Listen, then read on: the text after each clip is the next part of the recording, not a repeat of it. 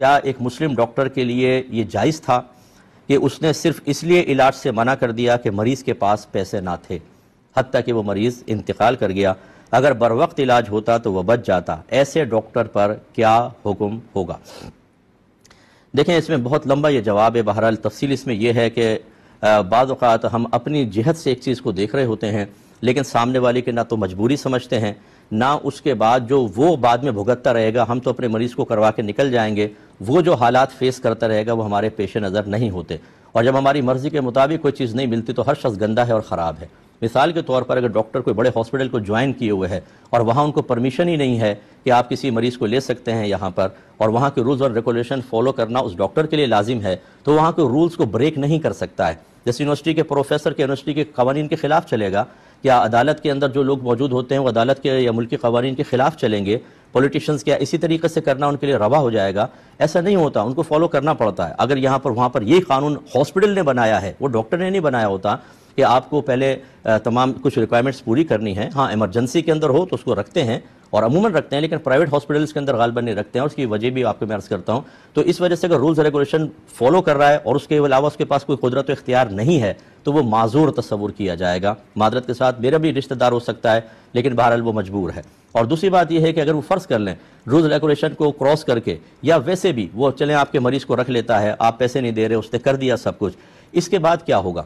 پہلی بات تو یہ کہ اس کو ہاسپٹل سے نکالا جائے گا یا شوکاز نوٹس وغیرہ جاری کیا جائے گا، اور پھر جب آپ جا کے کسی کو بتائیں گے ڈاکٹر بہت اچھا ہے بھائی، ہمارا تو بغیر ایک پیسہ لیے اس نے علاج کر دیا فوراً، پھر دیکھیں جو اگلے دن لائن لگی ہوگی یہاں پہ 100-200 مریضوں کی، اور ان کو اگر وہ اس طرح نہیں کرے گا، وہ جو گالیاں بکرے ہوں گے، آپ تو کام کروا کے چلے گئے، وہ ڈاکٹر کیا کرے گا؟ اس لیے ایک تو یہ میں نے ایک وہ بات عرض کی کہ اس جہت سے بھی اس چیز کو دیکھنا چاہیے۔ ایک ہے کہ ایک ڈاکٹر کا اپنا کلینک ہے، اپنا ہاسپٹل ہے، اس کو اس جو بھی مطلب کنڈیشن ہے مریض کی اس میں دیکھنے کا اختیار بھی حاصل ہے۔ بعض چیزیں ایسی نہیں ہوتی، پولیس کیس بن رہا ہوتا ہے تو گورنمنٹ ہاسپٹل میں بھیجتے ہیں، لیکن ایسا نہیں ہے، تو پھر بہرحال اخلاقی تقاضا یہ ہے، شرعی تقاضا یہ ہے کہ جو انیشل ٹریٹمنٹ ہے وہ تو اس کو دینی چاہیے۔ یہ کہ بڑے چیزیں نہ کریں کہ ایڈمٹ کر لینا، پورا روم دے دینا اور تمام مشینیں اس کی طرف متوجہ کر دینا، یہ نہیں، لیکن کم از کم جو شروع کی جو معاملات ہیں وہ اس کو کم از کم کرنے چاہیے، اور پھر کہنا چاہیے کہ آپ مزید کریں گے تو آگے معاملہ چل سکتا ہے، ورنہ آپ کسی اور ہاسپٹل گورنمنٹ ہاسپٹل میں لے جائیں۔ تو یہ بہت ضروری ہوتا ہے۔ اب یہ چیزوں پہ توجہ نہیں کرتے ہیں، اور یہ بعض لوگ تو ایسے بھی میں نے دیکھے ہیں، مجھے بتایا ڈاکٹرز نے کہ ہم نے رحم کھا کر ان کو رکھ لیا، مریض ایکسپائر ہو گیا، آپ یقین کیجئے مجھے خود بتایا کہ وہ مریض کی لاش ہی لینے نہیں آئے، کیونکہ ڈیوز بن گئے تھے ان کے اوپر، پتہ نہیں 50,000 60,000 70,000، 3-4 دن روم میں رکھا، اور پھر وہ بھاگ گئے کہ خود ہی دفنا دیں گے۔ انہوں نے پھر ایک ویلفیئر والوں کو بلوا کر اس کی لاش کو پھر وہ دفنایا لاوارث لاش کے طور پر۔ یہ صورتحال بھی موجود ہے، اس لیے بہرحال دونوں جانب سے ہمیں دیکھنا ہوتا ہے۔ بعض اوقات پبلک کا مسئلہ ہوتا ہے، بعض پر ڈاکٹرز کی مجبوری ہوتی ہے، لیکن بہرحال میں اگر ڈاکٹر ہوں تو میں تو یہ کہوں گا کہ ہاں بہرحال ہر مریض کو تھوڑا تھوڑا کم از کم جتنی اپنی کیپیسٹی ہے اس میں تو چیک کرنا چاہیے، نہ یہ کہ ہم اتنے بیزار ہو جائیں، اور بعض اوقات ہم لوگوں کی آہیں کراہیں ان کے زخم سے بہنے والے خون دیکھنے کے اتنے عادی ہو چکے ہوتے ہیں، جیسے ڈاکٹر صاحبان ماشاءاللہ ان کے باطن اعصاب بڑے مضبوط ہوتے ہیں، ہم جیسا آدمی تو نہیں کر سکتا، تو وہ اتنا زیادہ وہ طبیعت ان کی اکتا چکی ہوتی ہے کہ ان کے قلوب پر عمومی طور پر یہ چیزیں اثر انداز نہیں ہوتی ہیں، تو پھر وہ ہر ایک کے ساتھ ایک جیسا رویہ رکھتے ہیں۔ ایسا نہیں ہونا چاہیے۔ ڈاکٹر کو اپنے مریضوں کو بالکل اپنے بچوں کی طرح دیکھنا چاہیے۔ اگر اپنے جوان بیٹے کی لاش سامنے پڑے، مریض یعنی زخمی وہ سامنے پڑا ہو، تو کوئی ڈاکٹر ایسا نہیں ہوگا کہ وہ کہے گا پہلے فیس جمع کراؤ پھر میں کروں گا۔ اس لیے تھوڑا بہت دیکھ لیں کہ ایمرجنسی بہت زیادہ ہے، اگر ہمارے چیک کرنے سے کوئی بچ سکتا ہے تو بہرحال اس کو چیک کرنا بھی چاہیے۔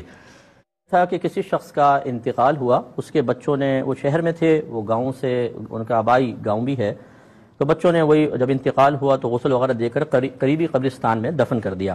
اب کچھ لوگ گاؤں کے یہ کہہ رہے ہیں کہ چونکہ شخص کے ماں باپ کی قبریں آبائی قبرستان میں ہیں تو تمہیں چاہیے تھا کہ وہاں دفنایا جائے۔ اب وہ اولاد بیچاری پریشان ہے کہ کیا ہم نے کوئی گناہ کر دیا، یہاں دفنا کے کیا کریں؟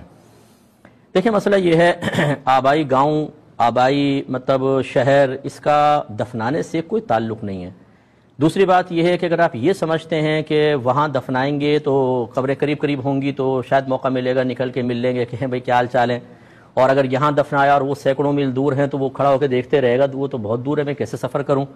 تو یعنی زندوں پر اس کو قیاس کر لینا، یہ بیچارے وہ لوگ مشورہ دے رہے ہوتے ہیں جن کو دین سے کوئی لگاؤ نہیں ہوتا، دین ان کے پاس ہوتا نہیں ہے، خاندانی باتیں سنی سنائی باتوں پہ چل رہے ہوتے ہیں۔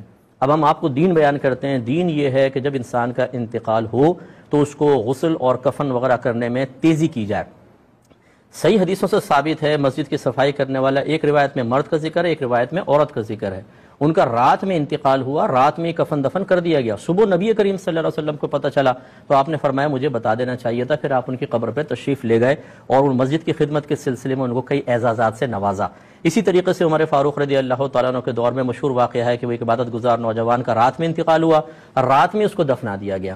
خلاصہ کلام یہ ہے کہ جلدی دفنانا یہ ہوتا ہے افضل اور اولیٰ۔ دوسری بات یہ کہ قریب ترین قبرستان جو سب سے قریب ہے اس میں دفنائیں، اگر وہاں جگہ بالکل ٹھیک آپ کو مل گئی، تاکہ کیونکہ دفنانے میں جلدی، نبی کریم صلی اللہ علیہ وسلم نے ارشاد فرمایا کہ مردے کو دفنانے میں جلدی کرو۔ یہ جو باہر کے لوگ ہوتے ہیں، معذرت کے ساتھ برا نہ مانیں، ساری زندگی ماں باپ کی شکل نہیں دیکھیں گے، کبھی کبھار آ کے کریں گے، لیکن جب ماں باپ کا انتقال ہو جائے تو ان کے لیے 2-2 دن تک ماں باپ کو فریز کر کے رکھنا یہ ضروری ہوتا ہے، کیونکہ اٹلی سے آ رہے ہیں صاحب، جرمنی سے آ رہے ہیں، یو کے سے آ رہے ہیں، یو ایس اے سے آ رہے ہیں، ان کو شکل دکھانی ہے، ماں باپ کو تکلیف پہنچے کوئی بات نہیں، ان کے لیے بہت بڑا اعزاز ہوگا، انہیں آنے دیں، پہلے آ کے وہ شکل دیکھیں گے، شکل دیکھ کے تھوڑے سے آنسو بہائیں گے، اس کے بعد خدا حافظ کہہ کر پھر غائب ہو جائیں گے۔ تو یہ طریقہ کار بالکل غلط ہے اسلامی نقطہ نگاہ سے، انہوں نے دفنایا، بالکل ٹھیک کیا۔ دوسری بات یہ ہے کہ جب انسان انتقال کرتا ہے، اگر نیک روحیں ہوتی ہیں یہ سب آپس میں مل جاتی ہیں اور ایک دوسرے سے معلوم کرتی ہیں کہ فلاں کا کیا حال ہے، فلاں کا کیا ہے، فلاں کا کیا ہے، حتیٰ کہ حدیث میں آیا کہ یہ تک سوال کرتے ہیں کہ گھر میں ہم جب آئے تھے تو ایک بلی تھی، اس بلی کا حال کیا ہے، اور اس میں پھر بعض اوقات ایسا ہوتا ہے کہ ایک بتاتا ہے، وہ پوچھتے ہیں فلاں کا حال کیا ہے، وہ کہتا ہے وہ تو مر چکا، کہ تمہارے پاس نہیں پہنچا، وہ کہتے ہیں کہ نہیں ہمارے پاس تو نہیں آیا، وہ کہتے ہیں اچھا، اس کا مطلب ہے کہ اس کو عذاب ہو رہا ہے، یعنی روح کو مقید کر دیا گیا عذاب کی وجہ سے۔ تو خلاصہ کلام یہ ہے کہ یہ فاصلے کچھ بھی نہیں ہے مرنے کے بعد، ایک سیکنڈ کے اندر روح یہاں سے وہاں پہنچ جاتی ہے، اس لیے یہاں دفنایا، بالکل ٹھیک کیا۔ اب ان کا اگر وہ واقعی نیک ہیں، ماں باپ بھی نیک ہیں، ان کی روحیں آپس میں ملیں گی، ملاقات ہوگی، سب کچھ ہوگا، اللہ تعالیٰ کی طرف سے اجازت ہوگی۔ لیکن یہ غلط ہے کہ جی وہیں دفنانا چاہیے تھا، یہ بھی غلط ہوگا کہ اب آپ قبر کھود کے سوچیں لاش کو وہاں لے جائیں، یہ بھی غلط تھا کہ آپ ان کو فریز کر کے رکھ دیتے، تینوں چیزیں بالکل غلط ہیں، توبہ کرنی چاہیے۔ یہ بہن نے فرمایا کہ ہم لڑ رہے تھے میاں بیوی، تو شوہر نے قرآن پر ہاتھ رکھ کر 3 بار کہا کہ میں تمہیں چھوڑتا ہوں، میں تمہیں چھوڑتا ہوں، میں تمہیں چھوڑتا ہوں، کیا حکم شرع ہوگا؟ دیکھیں، چھوڑنے کا لفظ جو ہے وہ صریح لفظ ہے باب طلاق میں۔ صریح کا مطلب یہ ہے کہ ایسا لفظ کہ جو طلاق کے لیے، جب ہم طلاق کی بات کر رہے ہوں تو طلاق کے لیے مخصوص ہے اور اس میں کوئی تعویل نہیں ہو سکتی۔ تعویل کا مطلب یہ ہے کہ آپ اس سے کوئی اور مفہوم لے کر طلاق والے مفہوم کو چھوڑ دیں۔ ہاں کوئی قرینہ ہو تو ایک الگ بات ہے، جیسے بھی تھوڑی دیر پہلے میں نے کہا کہ شوہر کلاس میں پڑھا رہا ہے، سامنے بیوی بھی ایز اے اسٹوڈنٹ بیٹھی ہوئی ہے، اس نے کہا میں نے تجھے طلاق دی، اور وہ اصل میں بتا رہا تھا کہ اگر شوہر یوں کہہ دے تو طلاق ہوتی ہے، تو یہ تعلیم و تعلم تھا، یہ قرینہ تھا کہ سامنے بیوی ہونے کے باوجود اس کے لیے نہیں کہہ رہا۔ تو یہ لفظ چھوڑ بھی لفظ صریح ہے۔ اب تو یہاں باقاعدہ شوہر نے قرآن پہ ہاتھ رکھ کے لڑائی جھگڑے کے دوران یہ کہا ہے کہ میں تمہیں چھوڑتا ہوں، اس سے 3 طلاقیں واقع ہو جائیں گی، اور اب آپ ان کے لیے مثل اجنبیہ کے ہیں، اور اب حلالہ کے بغیر کچھ نہیں ہو سکتا، جس کا قرآن کے اندر طریقہ یہی ہے کہ پہلے آپ عدت گزاریں گی ان کی، پھر اپنی مرضی سے کسی شخص سے نکاح کریں جو پری پلان نہیں ہوگا، پھر وہ شخص باقاعدہ آپ کا جسمانی تعلق قائم ہو، اس کے بعد پھر وہ فوت ہو جائے یا خود اپنی مرضی سے طلاق دے، اس کی عدت گزارنے کے بعد پہلے شوہر کی طرف آ سکتے ہیں، ورنہ کوئی گنجائش نہیں ہے۔ یہ یاد رکھیں کہ لا علمی یہاں پر عذر نہیں ہوتی۔ بعض کہتے ہیں ہمیں تو پتہ ہی نہیں تھا، تو بھئی سیکھا کیوں نہیں تھا؟ دنیا بھر کی چیزیں آپ سیکھ لیتے ہیں، دین اتنا معمولی اور حقیر ہے کہ جب بہت کوئی ضرورت آئے گی تو ہم اس کو بھی شرف بخش دیں گے سیکھنے کا، ورنہ معمولی چیزیں چھوڑ دو۔ قرآن، حدیث، اللہ کی تعلیم، رسول کی تعلیم ہم نے انتہائی حقیر اور معمولی بنا دی ہے۔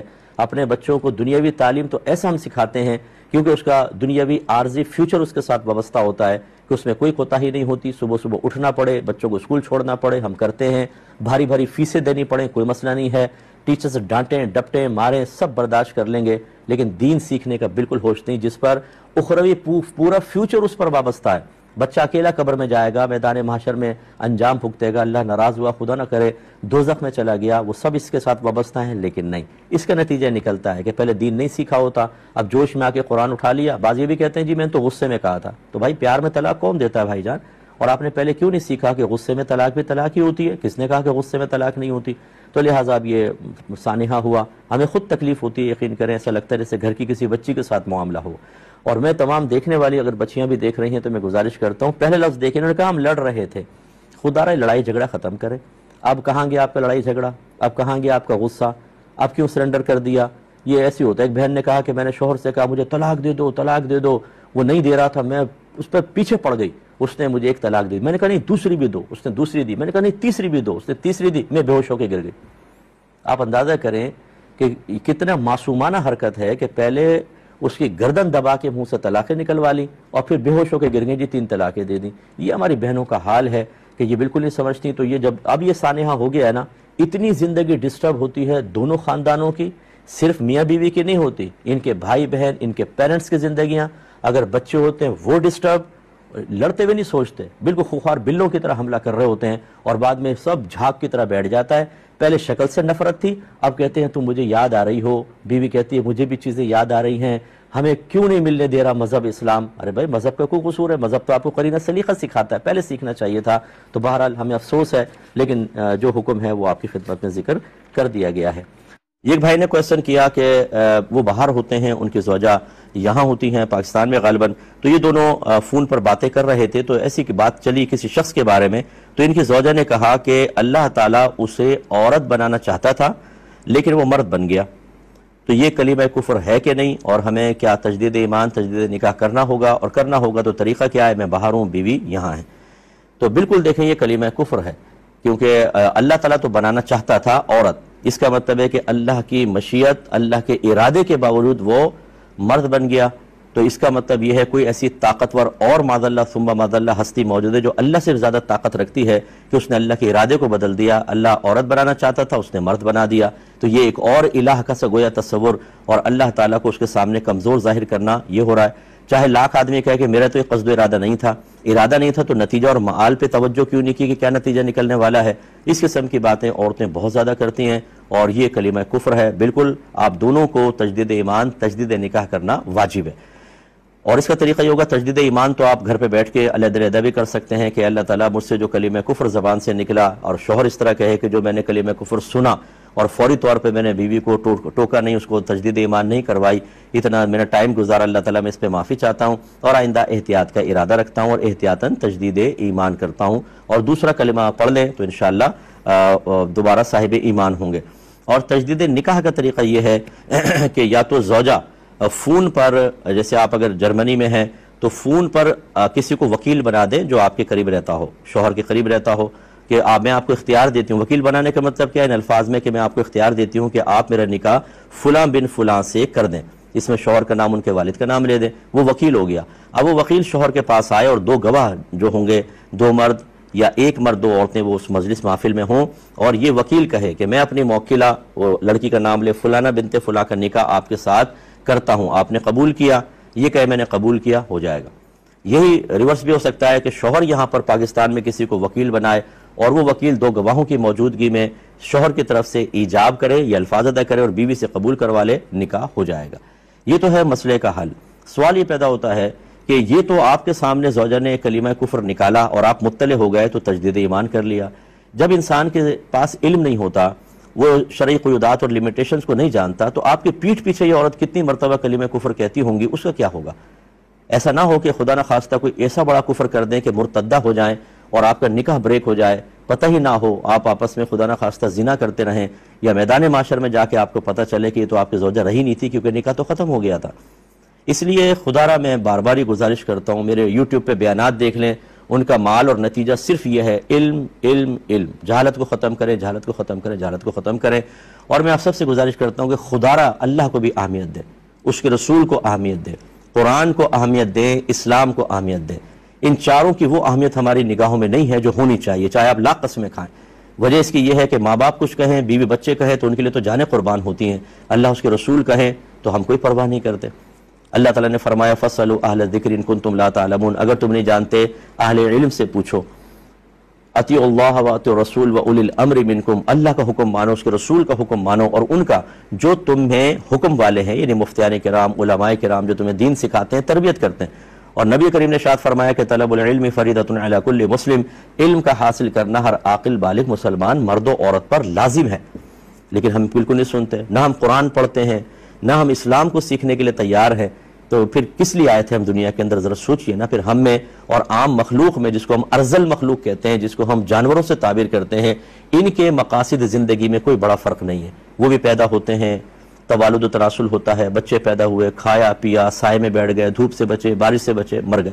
ایسی پھر ہمارے ساتھ انسان اس لیے پیدا نہیں ہوا، یہ اشرف المخلوقات ہے، اس کی دنیا میں آمد کا مقصد بھی اعلیٰ ہے۔ خلاصہ کلام یہ ہے کہ شوہر حضرات کی ذمہ داری ہوتی ہے کہ اپنی ازواج کو فرض علوم سکھائیں، خود سکھائیں، نہیں آتا تو ایسا اسٹیج فراہم کریں، ایسے لوگوں سے رابطہ کروائیں کہ ہمارے گھر والے فرض علوم سیکھیں۔ جب ہماری بہنیں عقیدہ سیکھیں گی، کلمات کفر کا علم حاصل ہوگا، کن صورتوں میں آدمی مرتد ہو جاتا ہے، کن صورتوں میں حکم کفر ہوتا ہے لیکن آدمی حقیقتاً کافر نہیں ہوتا، لیکن احتیاطاً تجدید ایمان، تجدید نکاح کرنا ہوتا ہے۔ اس کے علاوہ جو عقائد ہم سیکھیں گے، ذات باری تعالیٰ سے متعلق عقائد، آسمانی کتابیں، نبوت، رسالت، جن، فرشتے، جنت، دوزخ، تقدیر، آخرت، اور پھر اس کے علاوہ عقائد اہل سنت جو ضروری ضروریات اہل سنت میں سے ہیں ان کا علم سیکھنا، پھر احکام شرعیہ عملیہ، پھر صغیرہ کبیرہ ظاہری باطنی گناہوں کی معرفت، یہ شوہر کی ذمہ داری ہے۔ اور اگر آپ نہیں کریں گے، یاد رکھیے نبی کریم نے واضح فرمایا کلکم راعین وکلکم مسئول عن رعیتہ، تم میں سے ہر شخص نگہبان ہے، تم میں سے ہر شخص سے اس کے گھر والوں کے ماتحت کے بارے میں کویسچن کیا جائے گا، وہاں پوچھا جائے گا کہ آپ نے زوجہ کو ایسا رکھا کیوں کہ اس کو نہیں پتا تھا اور اس کے زبان سے ایسے الفاظ نکلے۔ ہاں یہ بھی ہو سکتا ہے کہ آپ صاحب علم ہو جائیں، پھر بھی خدا نخواستہ بے اختیار کبھی نکل جاتا ہے زبان سے، لیکن کم از کم آپ نے فرض تو سیکھا ہوا تھا نا، پھر زبان سے نکلا تو اس پہ گرفت ہوگی، علم نہ سیکھنے کا ووال نہیں ہوگا۔ ورنہ ابن عباس رضی اللہ تعالی عنہما فرماتے ہیں کہ جب لا علم شخص گناہ کرتا ہے تو اس کے نامہ اعمال میں 2 گناہ لکھے جاتے ہیں، ایک علم نہ سیکھنے کا گناہ اور ایک گناہ کا گناہ۔ اس لیے اچھی طریقے سے اس پر توجہ رکھیے، یہ بہت ہی ضروری ہے۔ اگر ماں باپ اپنی زندگی میں سب کچھ اپنی اولاد کو دے دیں، ہبہ کر دیں، تحفہ کر دیں، پراپرٹی نام کر دی، بینک بیلنس سارا دے دیا، اور بڑے بھولے پن میں کہہ بھی دیتے ہیں بیٹا اب تو ہمارے پاس کچھ بھی نہیں ہے، جو تھا تمہیں دے دیا، غیر محسوس طریقے سے طبیعت بدلتی ہے، غیر محسوس طریقے سے۔ پہلے ابا جان کی اگر آمدنی کہیں سے آتی ہے، ان کو پینشن وغیرہ ملتی ہے، مکان کرائے پہ چڑھے ہوئے ہیں، دیگر پراپرٹیز ہیں، تو لہجے میں نرمی ہوگی، ابا جان، بھابیاں، بیوی بھی آگے خدمت، ابو چائے پینی ہے تو بتائیے، بڑی خدمت ہے۔ اور جہاں ابو نے اپنا سارا سرمایہ دیا، اب ابو بول رہا بیٹی بہو چائے تو پلا دو، ارے بولتے رہتے ہیں یہ کیونکہ سارا تو ہاتھ میں آ گیا۔ پھر بیٹا چڑچڑے پن میں مبتلا ہوتا ہے، ابا آپ تو پیچھے پڑ جاتے ہیں، امی آپ تو پیچھے پڑ جاتے ہیں۔ اس لیے ہم اکثر جب والدین مجھ سے پوچھتے ہیں کہ مفتی صاحب ہم اپنی اولاد کو زندگی میں دینا چاہتے ہیں، دے دیں، تو میں کہتا ہوں ضرور دیں، لیکن اپنا حصہ بچا کر رکھیں، عزت بچا کر رکھیں گے۔ ہر ایک اولاد ایسی نہیں ہوتی ہے، خدا نخواستہ ایسا نہیں ہے کہ ہر اولاد بری ہوتی ہے، لیکن بہرحال ایک فطری تقاضا ہوتا ہے جب ماں باپ کو محتاج اور بالکل مال سے خالی محسوس کریں تو عام جو لوگ ہیں ان کی فطرت، ان کی طبیعت، ان کی کیفیت بدلتی ہے اور لہجوں میں، عمل میں حقارت پیدا ہو جاتی ہے اور اپنی آخرت کی بربادی کا سامان کرتے ہیں۔ اسی طرح اگر ماں باپ بوڑھے ہو جاتے ہیں اور خاص طور پہ بیمار ہو جائیں، اب وہ کھانس رہے ہیں، ان کو ڈاکٹر کے لے جانا ہے، ٹائم دینا ہے اپنے کاروبار میں سے، نوکری میں سے، تو جو سعادت مند اولاد نہیں ہوتی کچھ عرصے میں فیڈ اپ ہو جاتی۔ بعض اوقات تو معاذ اللہ ثم معاذ اللہ یہاں تک دیکھا گیا ہے کہ دعا کرتے ہیں اللہ تعالیٰ ان کی منزل آسان کر دے، یعنی موت دے دے، ایسی ایسی صورتحال آتی ہے۔ حالانکہ یہ وہ وقت ہے کہ ایک ایک لمحہ جو ہے نا، ایک ایک لمحہ آپ جو ان کی طرف سے کوفت محسوس کر رہے ہیں لیکن اپنے نفس کو اظہار غضب سے روکتے ہیں، برداشت کرتے ہیں، یہ آپ کی درجات کی بلندی کا سامان ہے، آپ کو اللہ کے قریب کر رہا ہے۔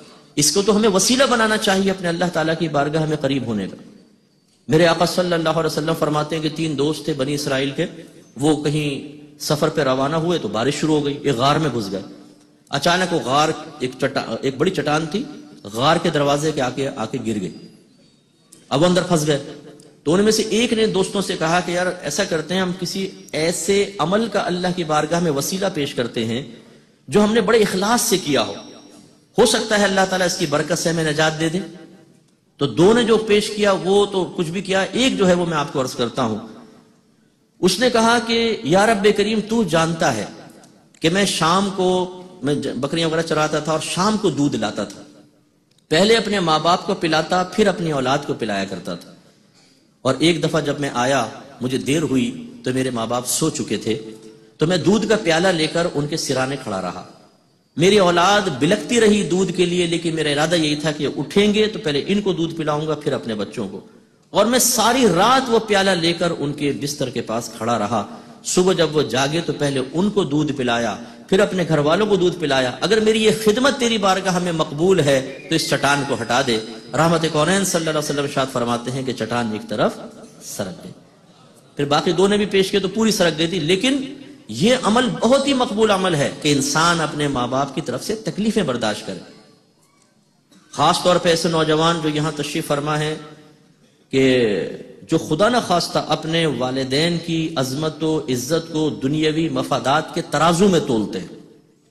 ماں باپ کی طرف سے کچھ ملے، فائدے حاصل ہوں تو ماں باپ زندہ باد، اور کچھ نہ ملے تو ختم. ایسا نہیں. اگر ماں باپ کے خالی ہاتھ بھی ہوں گے، ذرا غور سے دیکھیے گا ان خالی ہاتھ میں بھی اللہ نے جنت رکھی ہوئی. اتنا بڑا مقام میرے آقا نے فرمایا کہ جو اپنے والدین کو محبت کی نگاہ سے دیکھ لے تو اللہ تبارک و تعالیٰ اسے ایک مقبول حج کا ثواب عطا فرماتا ہے. صحابہ کرام نے عرض کیا رسول اللہ اگر کوئی دن میں 70 مرتبہ دیکھے، ایک روایت میں 100 مرتبہ دیکھے، فرمایا اللہ کی رحمت بہت بڑی ہے، اتنے حج کا ثواب. یہ تھے کہ یہ جو لوٹنے والے ہوتے ہیں ان کے دو بنیادی اصول ہوتے ہیں. پہلی چیز یہ کہ دہشت پھیلاؤ، اور اس کا طریقہ یہ ہے کہ جو مزاحمت کرے فوراً گولی مار دو اس کو. یہ خبر میں آئے گا، عام ہوگا تو لوگ ڈریں گے. اگلی مرتبہ جب ہم کسی کو لوٹیں گے وہ کم سے کم مزاحمت کرے گا، کیونکہ وہ خبریں اس کے ذہن میں ہوں گی کہ جی مار جاتے ہیں. اور ایسا ہی آج کل دیکھیں، اور میں بھی یہ کہتا ہوں لوگوں کو کہ یار نہ لڑو، لے رہا ہے دے دو. آپ یہ دیکھیے گا ابھی تو وہ آپ کے منہ پہ تماچا مار رہا ہے اور وہ آپ کو ڈرا رہا ہے، دھمکا رہا ہے، اور آپ کانپ رہے ہیں، رنگ فق ہو گیا ہے. وہ گن دکھاتے ہیں ذرا یوں کر کے نا، ایک دفعہ مجھے بھی دکھائی تھی، یوں گن دکھاتے ہیں تو سامنے والا خوفزدہ ہو جاتا ہے، اس سے ان کو مسرت حاصل ہوتی ہے. لیکن کل بروز قیامت آپ ان کی حالتیں دیکھیے گا. یہ حقوق العباد کا معاملہ ہے. آپ نے لوگوں کے دل میں خوف پیدا کیا، ان کا پیسہ لوٹ کر لے گئے، ان کی دل آزاریاں کر دیں، آپ نے لوگوں کو جان سے مار دیا. کیا آپ کو آخرت میں نجات مل جائے گی؟ اتنا دردناک انجام ہے، اتنا دردناک انجام ہے، کچھ انتہا نہیں. جس تنگ دستی پریشانی کو بنیاد بنا کر آپ یہ کہتے ہیں جی کیا کریں، کمانے کھانے کے لیے کچھ نہیں اس لیے ہم ایسا کر رہے ہیں، وہ آپ کو برداشت نہیں ہو پا رہا نا، اسی لیے آپ نے غلط طرز عمل اختیار کیا. میں آپ سے یہ پوچھتا ہوں، ایسے کوئی بھائی بہن اگر ہمیں دیکھ رہے ہوں، بہن بھی میں نے اس لیے کہا کہ عورتیں بھی گینگ میں شامل ہیں، باقاعدہ ڈاکے مار رہی ہیں، یہ بھی گھر میں گھستی ہیں تو عورتوں کو تماچے خماچے مارتی ہیں زبردست قسم کے، اور یہ ثابت کرنے کی کوشش کرتی ہیں کہ ہمارے سامنے کچھ کہا تو ہم ٹانگیں توڑ دیتے ہیں، دانت توڑ دیتے ہیں. آپ سوچئے کہ آپ عذاب قبر پہ صبر کر سکتے ہیں، بری موت پر صبر کر سکتے ہیں؟ اتنی خطرناک موت آنے والی ہے اور اتنا شدید عذاب قبر آپ کا انتظار کر رہا ہے. پھر میدان محشر کی ذلت، رسوائی، ندامت، پچھتاوا، کیونکہ آپ کو کھڑا کیا جائے گا اور جتنے مظلوموں پر آپ نے ظلم کیا سب لائن سے کھڑے ہوں گے اور ایک ایک آپ سے اپنا بدلہ لے گا. اور پھر اللہ نہ کرے اللہ ناراض ہوا تو جہنم میں، اور وہاں کا عذاب بہت سخت ہے. سب سے ہلکا عذاب جو نبی کریم صلی اللہ علیہ وسلم نے بیان فرمایا وہ یہ ہے کہ جہنمی کو آگ کی 2 جوتیاں پہنا دی جائیں گی جس سے اس کا دماغ ہانڈی کی طرح کھول رہا ہوگا.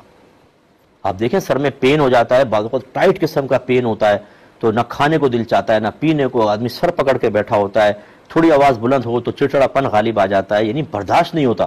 پھر ہم دوا کھاتے ہیں تو آہستہ آہستہ پین ریلیز ہوتا ہے تو پھر ہمیں سکون ملتا ہے. اور وہاں ایسی آگ کی 2 جوتیاں کہ دماغ ہانڈی کی طرح کھول رہا ہو، اندازہ کریں کتنی اذیت. اور یہ ہلکا ترین عذاب ہے، سخت عذابات تو پتہ نہیں کیا کیا ہوں گے. اور ایسے لوگ بعض اوقات جب ان کو اللہ رسول کا واسطہ دیا جائے تو کلمات کفر کہہ دیتے ہیں، گالی بک دیتے ہیں اللہ کو، رسول کو، اور کہہ دیتے ہیں ہمیں نہیں کوئی خوف ہے جہنم کا، دیکھا جائے گا فلا فلا. اللہ کے عذاب سے بے خوفی کو بھی کفر قرار دیا ہے علماء نے، کیونکہ بے شمار آیات ایسی ہیں جس میں اللہ تعالیٰ نے اپنے یعنی فرمایا کہ اللہ سے ڈرو، اللہ کے عذاب سے ڈرو. تو اللہ سے ڈرنے کا مطلب اللہ کے عذاب سے ہی ڈرنا ہوتا ہے. تو وہ جب بے خوفی کا اظہار کر رہا ہے تو گویا کہ وہ ایک طرح سے عملی طور پہ انکار کی طرف آ گیا کہ میں ان آیات کو نہیں مانتا، میں نہیں ڈرتا. اس میں کفر کا پہلو نکل سکتا ہے. تو یہ بہت ہی شدید خطرے میں ہوتے ہیں. تو پہلا تو دہشت، دوسرا رحم نکال لو، کسی پہ رحم نہ کرو، عورتوں کو مارو پیٹو، دھکے دو، لاتے مارو، نوجوان بیچارے بچوں کے منہ پہ تماچے، اور مارتے بھی منہ پہ. نبی کریم صلی اللہ علیہ وسلم نے منہ پہ مارنے سے منع فرمایا، حتیٰ کہ یہاں تک فرمایا جانور کے منہ پہ بھی مت مارو. منہ کی تعظیم کا حکم ہے. ان کا پہلا اصول یہ ہے کہ ایسا تھپڑ منہ پہ مارو کہ دماغ گھوم جائے. بیچارہ عام آدمی جو نہ فائٹ کرتا ہے نہ لڑتا ہے، اس کے منہ پہ تماچا پڑتا ہے تو آسانی خطا ہو جاتے ہیں اس کے. تو ہم نے چونکہ دینی ماحول میں آنے سے پہلے اس طرح کے کچھ معاملات میں انوالومنٹ رہی ہے تو پتہ ہے کہ جب تھپڑ منہ پہ پڑتا ہے تو کیسے ٹین ستارے اوپر آ جاتے ہیں صاحب. تو یہ ان کا اصول ہوتا ہے. ان کے ہاتھ بھی بھاری بھاری ہوتے ہیں کیونکہ لڑتے رہتے ہیں، لڑائی جھگڑا، تو بیچارے لوگوں کو مار پیٹ کے آپ چھین کر لے جاتے ہیں. تو میں تو اپنے جو شاگرد ہیں، دیگر لوگ ہیں، ان کو یہی کہتا ہوں کہ آپ دے دیں، نہ مزاحمت کریں. یہ مار کے چلے جائیں گے. ان میں بعض اوقات بعض ایسے بھی ہوتے ہیں جو نشہ کرتے ہیں، ان کا نشہ ٹوٹ رہا ہوتا ہے یا حالت نشہ میں ہوتے ہیں، ان کا ذہن پورا کام نہیں کر رہا ہوتا، دے دیں ان کو. اللہ تعالیٰ آپ کو اس سے بہترین بدلہ عطا فرمائے گا. نبی کریم صلی اللہ علیہ وسلم کی حدیث ہے کہ کہ جب کبھی نقصان ہو جائے تو اس پہ انا للہ و انا الیہ راجعون، اللہم اجرنی فی مصیبتی واخلف لی خیرا منہا، اگر یہ پڑھ لیا جائے تو اللہ تعالیٰ اس سے بہتر بدلہ عطا فرما دیتا ہے، تو اللہ تعالیٰ دے دے گا، کم از کم اتنا پڑھ دیں انا للہ و انا الیہ راجعون، تو انشاءاللہ جو نقصان ہوا اس سے بہتر اللہ تعالیٰ چیز آپ کو عطا فرما دے گا۔ اور یہ یاد رکھیں، یہ ذہن میں رکھیں، میرا ایک دفعہ موبائل میرا کافی پہلے جب میں عالم نہیں تھا اس وقت میرا موبائل کسی نے نکالا، دینی ماحول کے قریب آ گیا تھا، وہ دو لڑکے تھے، ہم اسکوٹر پہ تھے، میں پیچھے تھا، ایک آگے تھا، اور انہوں نے آگے اسکوٹر رکھی اور گن نکالی اس نے، اور میری جیب میں سامنے والے موبائل تھا، دور سے واچ کر رہے ہوں گے تو اس نے نکال لیا، تو میرے چہرے پہ مسکراہٹ آ گئی، میری اپنی ایک سوچ اور فکر ہے، تو وہ مجھے ایسے دیکھ رہا کہ یہ پاگل ہو گیا، بدھو ہو گیا، نہ پستول سے خوف زدہ ہوا نہ اس سے، میں نے دے دیا، جا لے جا۔ میرے ذہن میں وہ حدیثیں ہیں کہ جب ہمارا نقصان ہوتا ہے ہم صبر کرتے ہیں، ہمارے درجات بلند ہوتے ہیں، گناہوں کا کفارہ ہوتا ہے، نیکیوں میں اضافہ ہوتا ہے۔ دوسری بات یہ، موبائل میرے پاس رہتا کتنا نفع دیتا ہے، اس سے میں جنت تو نہیں خرید سکتا تھا، اس سے میں کوئی درجات تو نہیں لے سکتا تھا اپنے ذاتی استعمال میں، لیکن چلا گیا، میں نے صبر کیا، اب میدان محشر میں کیا ہوگا، اللہ تبارک و تعالیٰ مجھے اس کا بہترین بدلہ دے گا، اور وہ بدلہ جنت کی نعمتوں کی صورت میں ہوگا۔ تو میرا نقصان کیا ہوا؟ میرا تو فائدہ ہوا ہے، دیکھا جائے اس کا کیا فائدہ ہوا اور کیا نقصان۔ اس نے چند ٹکوں کے لیے ایک موبائل چھینا، کتنے میں بیچ دے گا؟ 1000 2000 5000 10000 20000 30000 بس، لیکن اب آخرت میں جو کچھ ہوگا، جنت کی نعمتیں جب یہ چھنتی ہوئی دیکھے گا تو اس کے ہاتھ پاؤں پھول جائیں گے کہ صرف میں نے چند ٹکوں کے لیے اتنی بڑی جنت کو فراموش کر دیا اور جہنم مول لے لی، اور وہ بیچارہ پھنسے گا۔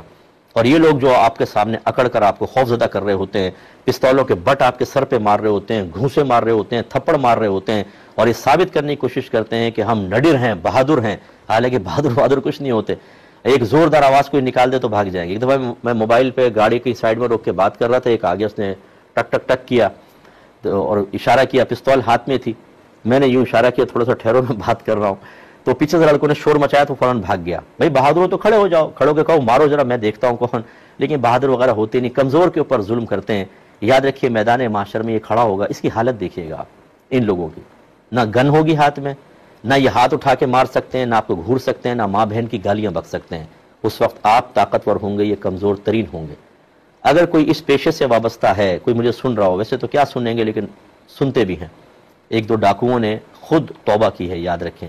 رابری کرنے والے بھی ہم سے سوال کرتے ہیں کہ میں کرتا رہا، اب میں شرمندہ ہوں، کیا کرنا چاہیے؟ اثر کرتی ہے چیزیں، بعض اوقات سن لیتے ہیں۔ اگر کوئی ایسا ہے، اگر آپ مسلمان ہیں، ہماری دعا ہے آپ کے لیے، اللہ تعالیٰ آپ کو آپ کی مغفرت فرمائے، آپ کو ہدایت دے، اور ان تمام گندے کاموں کا کفارہ ادا کرنے کی توفیق عطا فرمائے۔ ہم گناہ سے نفرت رکھیں گے، گناہ گار سے نفرت نہیں ہوگی، یہ میں آپ سے گزارش کرتا ہوں۔ یہ میدان محشر میں پہنچیں گے، اگر میرا کسی نے لوٹا ہے نا مال، تو میں نے دل میں ارادہ کیا میں اس کو معاف کر دوں گا، میں کہہ دوں گا اللہ تعالیٰ میری طرف سے معاف ہے، اب اس نے تیرے حق میں جو کوتاہی کی ہے، جو فیصلہ تو کرنا چاہے، ہم تیرے فیصلے کو تو نہیں بدل سکتے۔ یاد رکھیں جب کوئی کسی کا مال دباتا ہے تو دو طرح کے حق خراب کرتا ہے، سلب کرتا ہے، توڑ دیتا ہے، تباہ کرتا ہے، ایک اللہ کا حق، ایک مخلوق کا حق۔ مخلوق کا تو یہ تھا کہ آپ موبائل وغیرہ چھین کر لے گئے، آپ نے مخلوق کا حق مارا، اس کا بدلہ دینا ہوگا۔ دوسرا، آپ نے اس طرح کرتے ہوئے اللہ تعالیٰ کی نافرمانی کی، حالانکہ اللہ کا حق یہ تھا کہ آپ اللہ کی اطاعت کرتے۔ تو اگر ہم معاف کر بھی دیتے ہیں تو ہم اپنا حق معاف کر سکتے ہیں، اللہ کا تو نہیں۔ اللہ تعالیٰ بروز قیامت ان سے حساب لے گا۔ اس لیے کوئی اگر ایسا دیکھ رہا ہے، خدا را آپ برتن مانج لیں، ریڑھی لگا لیں، پتھر اٹھا لیں، روڈ کھود لیں، تنگدستی میں گزارا کر لیں، اس کام کو نہ کریں، یہ آپ کے لیے راحت نہیں ہے، یہ سکون نہیں ہے، یہ آپ کو تباہ کر دے گا۔ اور میں نے دیکھا ہے جو گن پہ مار مور کے چلے جاتے ہیں نا، یہ ہمارا مشاہدہ